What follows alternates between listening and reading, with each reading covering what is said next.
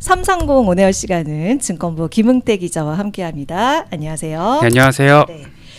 앞서 잠시 언급을 하긴 했지만 이 홈플러스가 좀 그 기업회생 이제 들어가면서 세간에 좀 논란이 되고 있는 상황이죠. 왜 그러냐면 그쪽 이제 홈플러스에 제품 공급할 이런 납품자들이 납품 대금을 받지 못할 것이다. 그리고 막 중단되는 그런 움직임도 보이고 있어서 홈플러스는 이렇게 이제 타격이 커지느냐라고 이제 의심스럽고 우려스러운 사이에 오히려 경쟁사의 이마트 주가는 좀 강세를 보이고 있는 겁니다. 그러면 우리가 먼저 이마트 주가 움직임을 살펴봐야 될 것 같아요. 네, 오늘 이마트 주가를 보면 이마트가 84,600원으로 마감을 했습니다. 네. 그래서 지난해 말 63,400원과 비교하면 33%나 올랐는데요. 예, 제가 그 말씀하시는 중간에 주가를 한번 보여드리고 그럴까요? 예. 네, 말씀 나눠주시죠. 네, 33% 올랐는데 네. 올해 코스피 상승률이 7%인 점을 비교하면 크게 올랐고요. 특히 지난주 금요일 같은 경우에 장중에 87,900원까지 주가가 오르면서 52주 신고가를 경신했습니다. 그렇군요. 이렇게 주가를 보면요, 지난해와 흐름이 참 다른데요. 이마트는 지난해 연초 75,000원에서 주가를 시작해서 연말에는 63,400원으로 1만원 넘게 하락했습니다. 이렇게 주가가 하락한 이유는 이 경기 둔화에 따른 내수 부진, 소비 침체가 가장 컸고요. 그리고 쿠팡과 같이 이커머스 쪽으로 구매가 많이 늘어나다 보니까 이마트 같은 경우에 좀 주가의 악재로 작용했습니다. 그런데 우리 올해도 경기 침체 우려는 좀 계속되고 있고 해주신 것처럼 정말 쿠팡이 엄청 이커머스에 아주 큰 업체로 좀 활약을 하고 있잖아요. 그래서 상황이 크게 막 달라졌나라고 봤을 때 갸우뚱한데 올해 주가가 이렇게 급격히 오른 이유는 무엇인가요?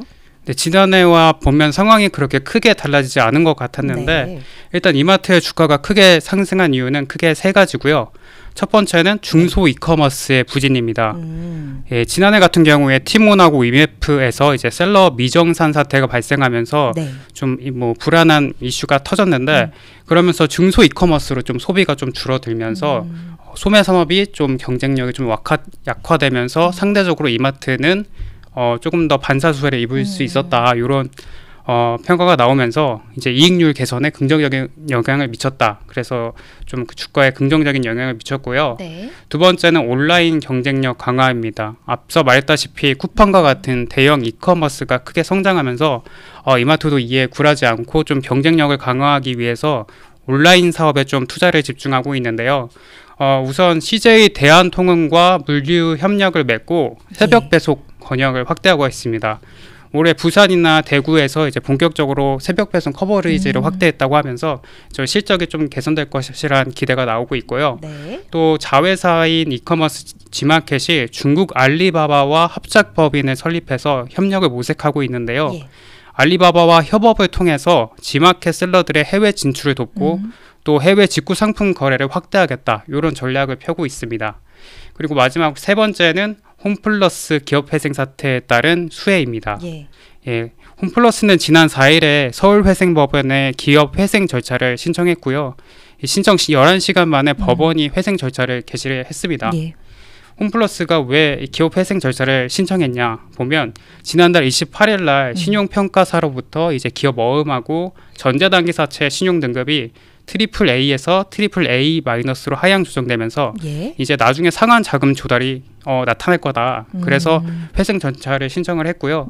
그러니까 좀 쉽게 풀이하면 이제 신용 등급이 하락하면 이제 상환금, 차입금 부담이 커지기 때문에 그거를 좀 미리 좀 예방하기 위해서 회생 절차를 선제적으로 신청했다, 이런 식으로 얘기를 했습니다. 그래서 법원이 회생 절차를 받아들이면서 이제 홈플러스의 금융체면 변제는 일시 중지된 상황이고요.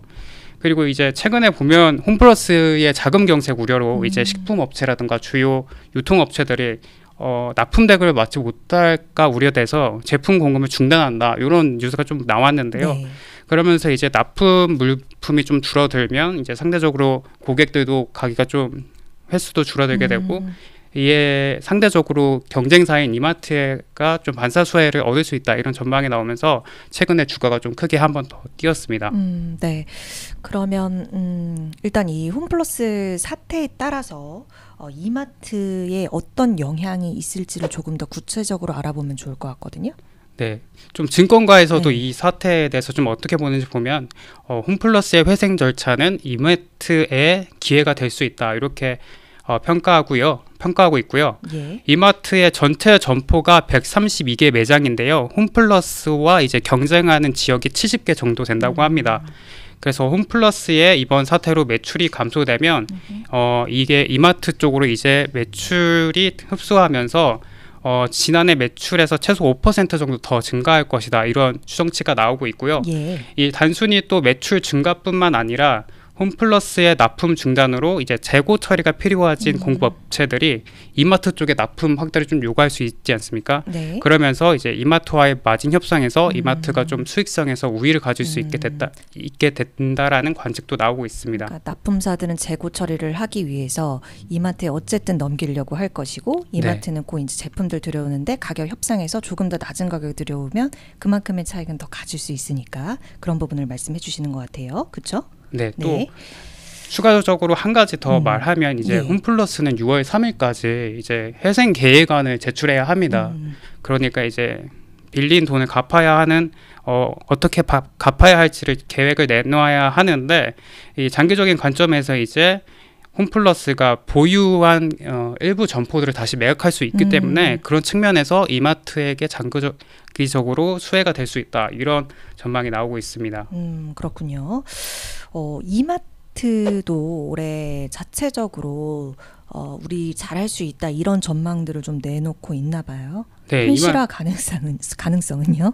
현실화 가능성을 한번 보면 네. 일단 이마트는 지난해 4분기 실적 발표에서 좀 공격적으로 가이던스를 제시했는데요. 예. 이마트가 오는 2027년 그러니까 2년 후에 영업이익 1조 원을 달성하겠다 이런 좀 파격적인 전망을 내놓으면서 화제를 모았는데 그 이마트가 이런 전망을 내놓으면서 구체적인 근거를 제시하진 않았지만 이제 할인점과 슈퍼의 통합 매입 물건을 살 때 같이 매입을 해서 이제 마진율을 개선시키고 또 아까 말했다시피 CJ 대한통운을 통해 새벽 배송 커버리지를 확대하고 또 지난해 4분기 희망퇴직에 따른 고정비 부담이 완화되면서 이 실적에 좀 긍정적인 영향을 미칠 수 있다라는 전망이 나오고요. 예. 또 이 회계적인 측면에서도 신세계 프로퍼티의 회계 기준이 변경되고 지마켓의 지분법 전환 이런 변화 때문에 실적 개선에 또 도움이 될 수 있을 것이다 이런 전망이 나오고 있습니다. 네.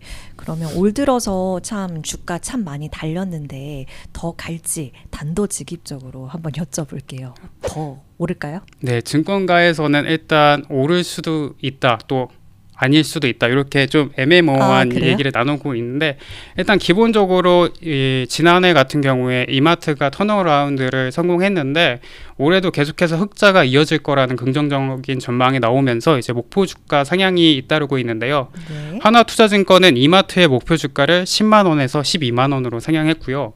IBK 투자증권도 8만 3천 원에서 9만 6천 원으로 올렸습니다. 그 한국투자증권도 9만 원으로 목표가를 제시했는데요. 근데 이에 반해서 이 목표 주가를 다른 증권사들도 올렸지만 현재 주가에 비해서는 목표 주가가 더 낮은 경우를 좀 제시하고 있는데요. 하나증권 같은 경우는 8만 4천 원, 대신증권은 7만 7천 원. 그래서 현재 주가보다는 목표 주가가 좀 낮은 상황이라서 결국 관건은 이 이마트의 기존점 성장이 얼마나 되는지 그리고 온라인 자회사 스타컴의 흑자 전환 여부 이런 본업 성장이 기반이 돼야지 주가 상승이 힘을 받을 수 있을 것이다 이런 전망이 나오고 있습니다. 네. 어떠세요? 요새 사실 이렇게 뭐 제가 그냥 갑자기 생각나서 질문 드리는 건데 네.